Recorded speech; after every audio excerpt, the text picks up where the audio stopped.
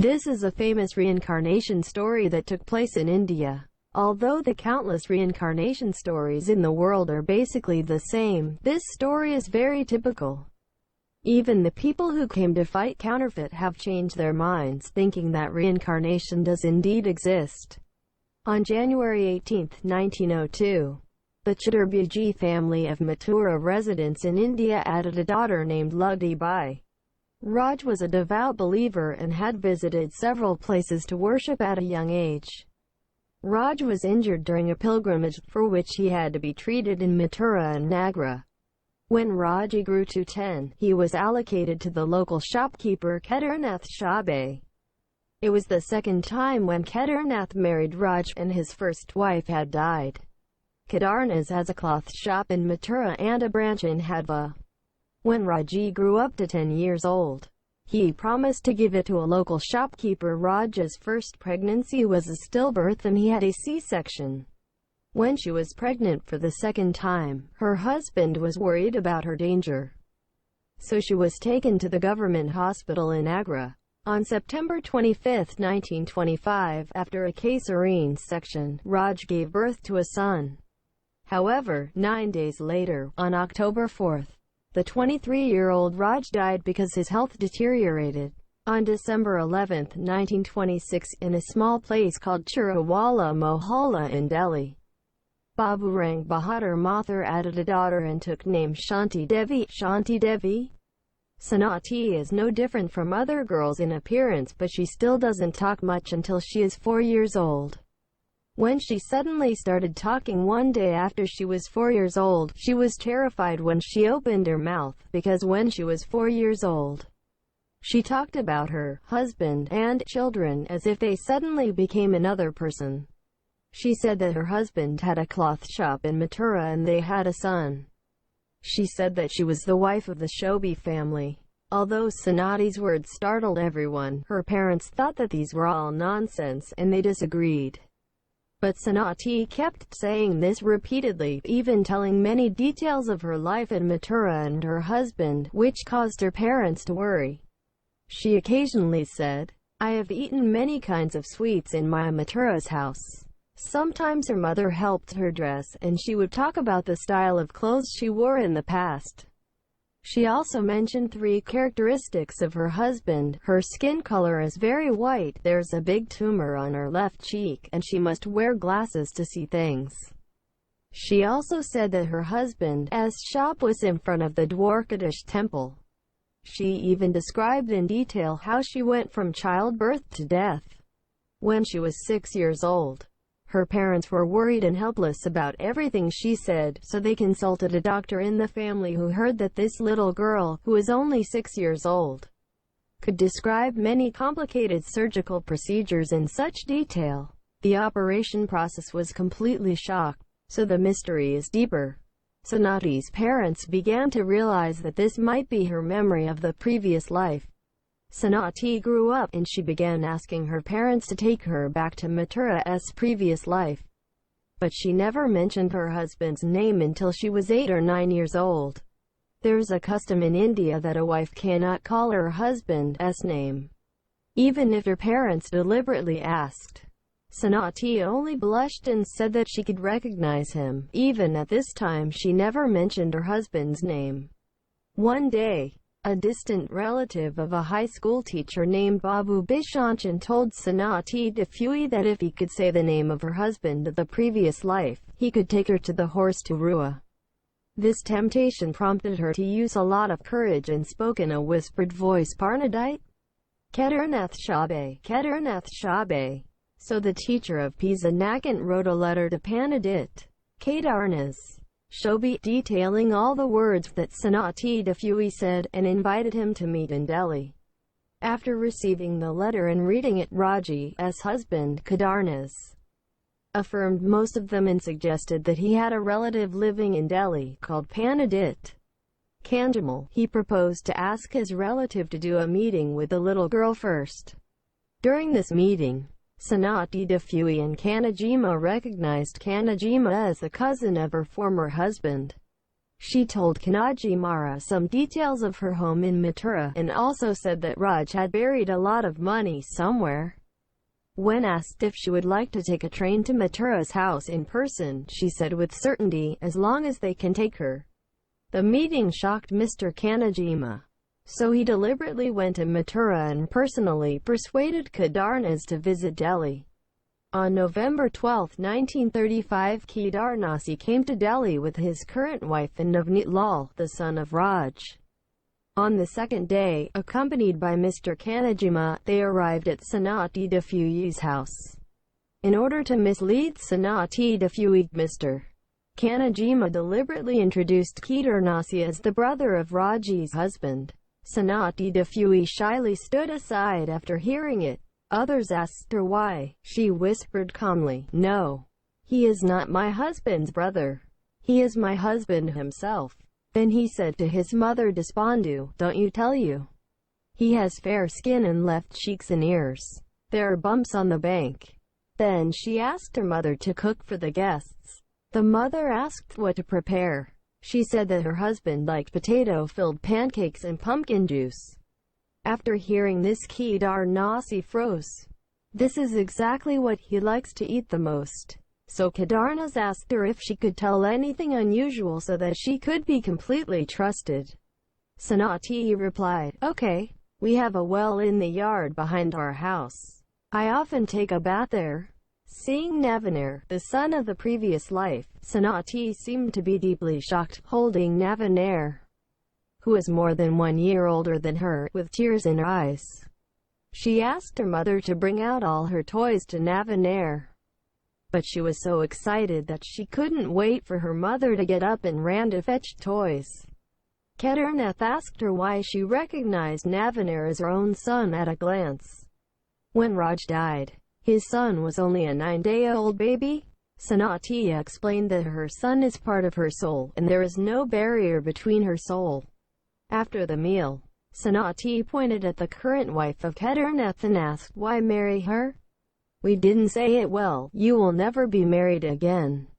Kedarnath did not answer. During his stay in Delhi, Kedarnasi found that Sanati Defui behaved like Raj in many ways.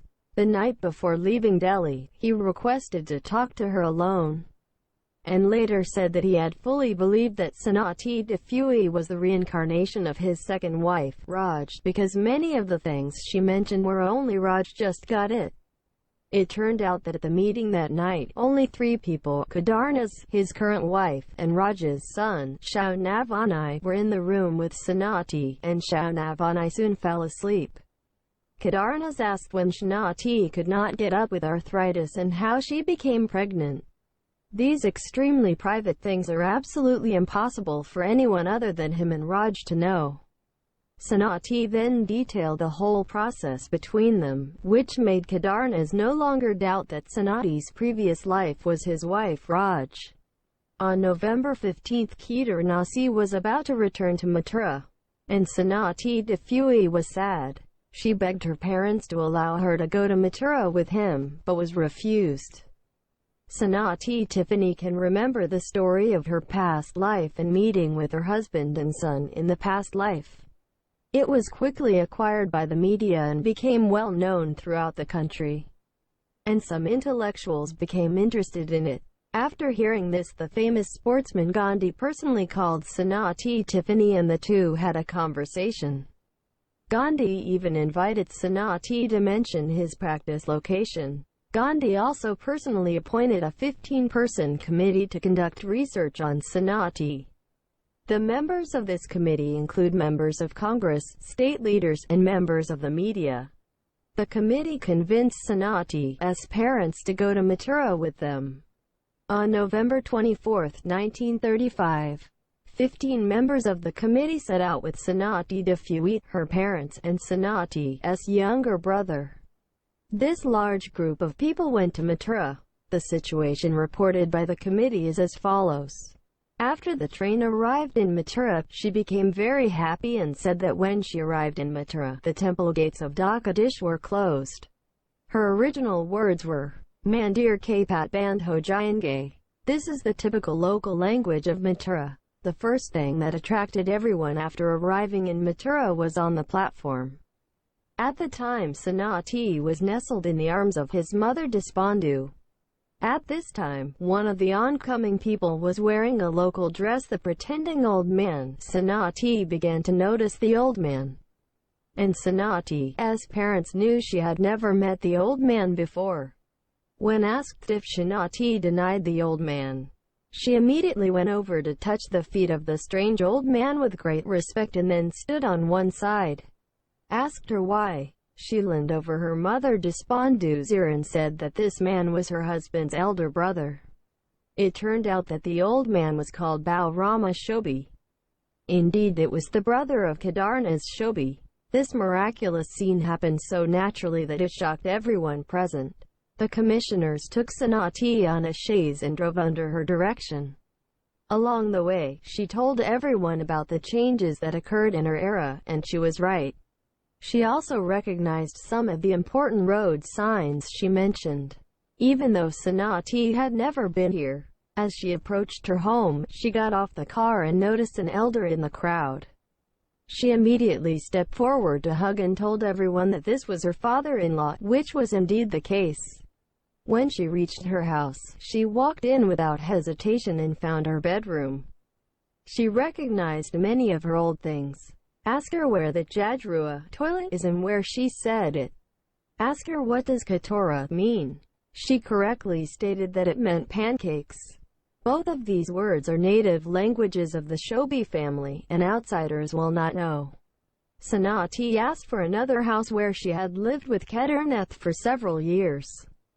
She found it effortlessly. At this time, the committee member and polymath Ram Salma asked about the well she had mentioned in Delhi.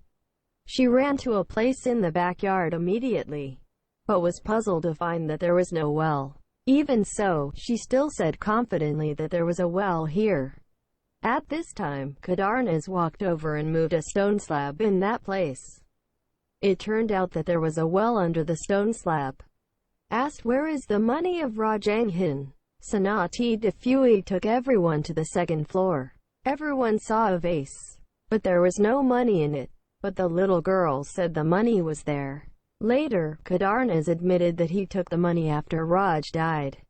Then everyone went to Raj's parents' house, where at first she recognized Raj's aunt as a mother, but quickly corrected the mistake, saying that she was an aunt and not a mother, and sat on her aunt's lap. She then recognized Raj's father and mother, and the mother and daughter cried on the spot. Sanati Defui was also taken to the Dwarkadish temple and other places where she had talked about, and almost everything she said was true. When Sanati returned to her previous family, she met some local women. She also remembered some friends of her previous life and asked them how they were doing. Moreover, Sanati also mentioned the names of several women, saying that she had lent them money. And after verification that these women admitted that this was indeed the case.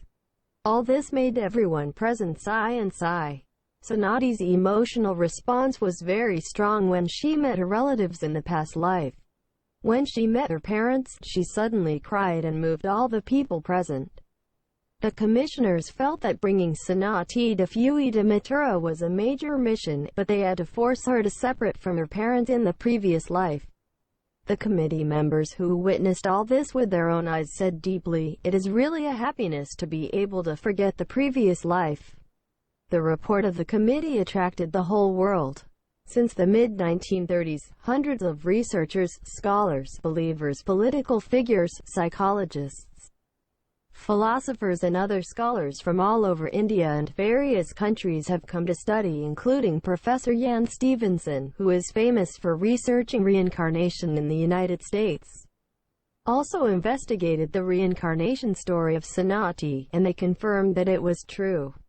However, some people came to expose and approve anti-counterfeiting. For example, a famous critic, Sture Lannerstrand, heard this and rushed from Sweden to India to counterfeit. The conclusion is, Sanati Tiffany is a fully reasonable and fully reincarnate example. It can be said that the example of Sanati Defui is a very thorough investigation and study. which strongly enlightens the truth of reincarnation.